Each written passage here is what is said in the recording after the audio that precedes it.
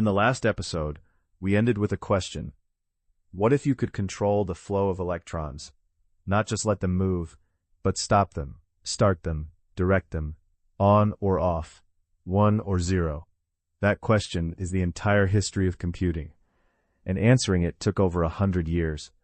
It required 3 completely different inventions, each one smaller than the last, each one faster, each one more reliable, and each one built on the failure of the one before it. This is the history of the switch. Before we go back in time, let's make sure we understand what we're actually trying to build. A switch, in the electrical sense, is very simple. It's a device that can either allow electrons to flow through it or block them. That's it. Close the switch, current flows. Open the switch, current stops. You already know what this looks like. A light switch on your wall. You flip it up, the circuit closes, electrons flow, the bulb lights. You flip it down, the circuit opens, electrons stop, darkness. Simple, obvious, you've done it 10,000 times without thinking about it. Now imagine doing that not once, but 1 billion times per second. And imagine doing it not with your hand, but automatically, in response to another electrical signal, a switch that can be turned on and off by electricity itself, with no mechanical parts, no fingers, no levers. That is the switch a computer needs, and in 1800, nobody had any idea how to build it. The first step came not from computing, because computing didn't exist yet, but from the telegraph. It's the 1830s. Samuel Morse and others are developing systems to send electrical signals across long distances through wire. A battery at one end, a wire stretching across a city, a country, an ocean, a receiver at the other end. But there was a problem. Electrical signals get weaker as they travel. A signal strong enough to be detected in the same room might be too faint to be detected 100 miles away. The electrons lose energy, the current drops, the signal dies. You needed a way to boost the signal, to take a weak incoming current and use it to trigger a fresh, strong outgoing current. You needed a switch that electricity could control. The solution was the relay. A relay is a mechanical device, and to understand it, you need 2 things from episode 1, current and something we haven't talked about yet, electromagnetism. When electricity flows through a coil of wire, it creates a magnetic field. The more current, the stronger the field. This is called an electromagnet. It behaves exactly like a permanent magnet. It can attract metal, but only while current is flowing. The moment the current stops, the magnetic field collapses, and the magnetism disappears. A relay uses this principle to control a switch. Here's how it works. The first circuit carries the incoming signal. It might be weak, it might be faint, but it's enough to flow through a coil of wire and create a magnetic field. That magnetic field pulls a small metal arm, a contact, down onto a second pair of terminals. That closes the second circuit, and that second circuit carries fresh current from a local battery, full strength, full power, which then travels forward to the next relay 100 miles down the line. The weak signal controls the strong one. Electricity controls electricity. That is the fundamental idea behind every switch in every computer ever built. By the 1840s, relay networks were spanning continents. The telegraph transformed communication in a way that had no precedent. A message that once took weeks by horse now arrived in seconds, and as decades passed, engineers began to wonder, could you use relays not just to send messages, but to do mathematics, to calculate? By the 1930s and 1940s, the answer was yes.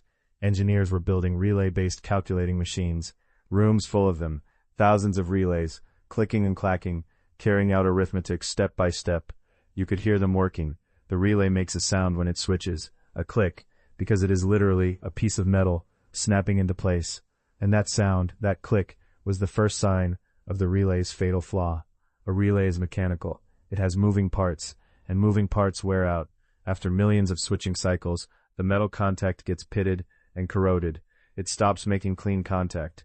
The relay fails, and when you have a room full of thousands of relays, they fail constantly, one after another, after another. There was another problem: speed. A mechanical relay can switch perhaps a few hundred times per second. For simple telegraph signaling, that was fine. For computation, for doing thousands of arithmetic steps one after another, as fast as possible, it was painfully slow. The relay was a brilliant invention, and it was not good enough. The next step came from physics, specifically from a phenomenon called thermionic emission. In 1883, Thomas Edison, while working on the light bulb, noticed something strange. A heated metal filament inside a sealed glass bulb will release electrons into the surrounding vacuum. He didn't understand why. He called it the Edison effect and moved on. 20 years later, an English physicist named John Ambrose Fleming understood what Edison had seen.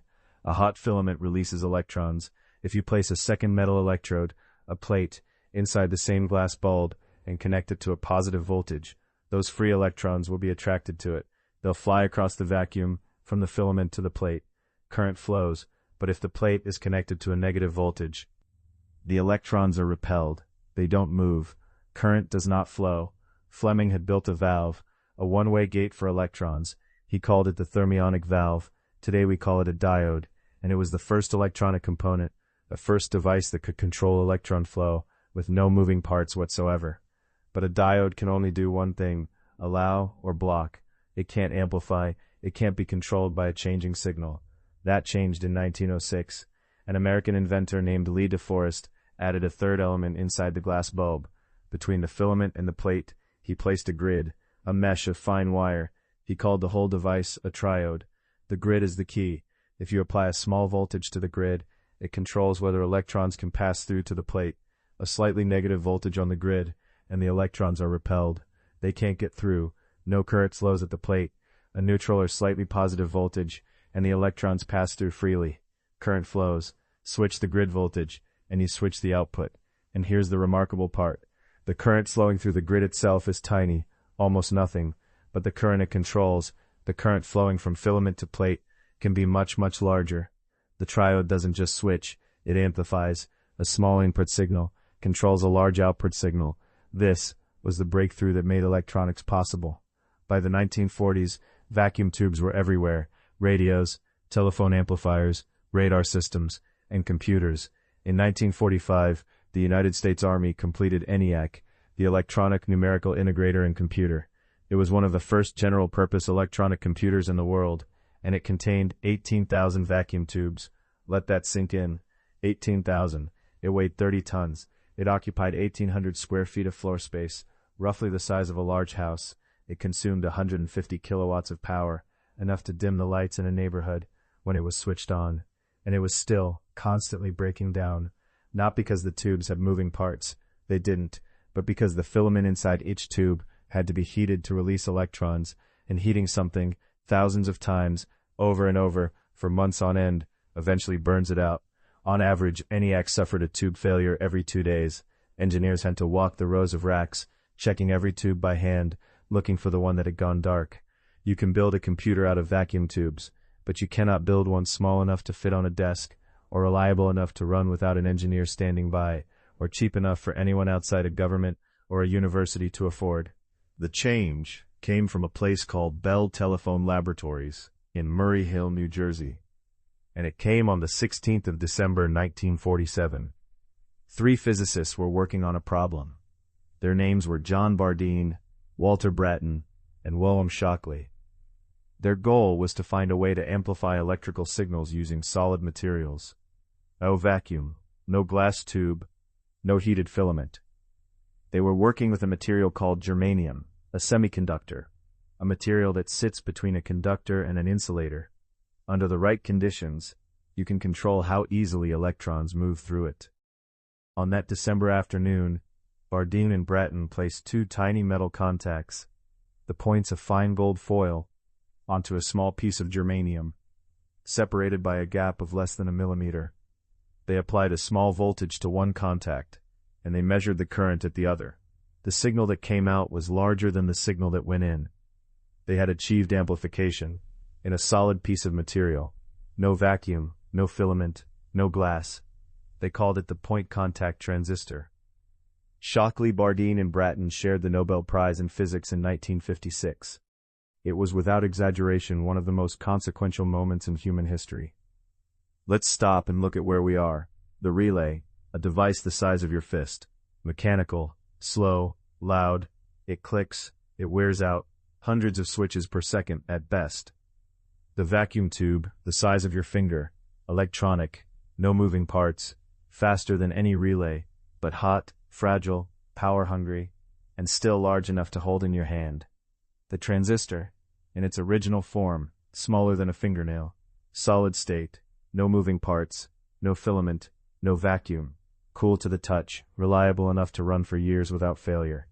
Each generation replaced the last, not because the previous one didn't work, it did, but because computing demands something that none of them could fully deliver: scale, the ability to make the switch smaller and smaller and smaller, until you have not thousands of them, but millions, then billions, on a piece of silicon the size of your thumbnail. That scaling is what changed everything. In the next episode, we're going to understand how that scaling became possible. We'll look at the material that made it happen, silicon. We'll go inside the atom and look at why silicon behaves so differently from copper or rubber.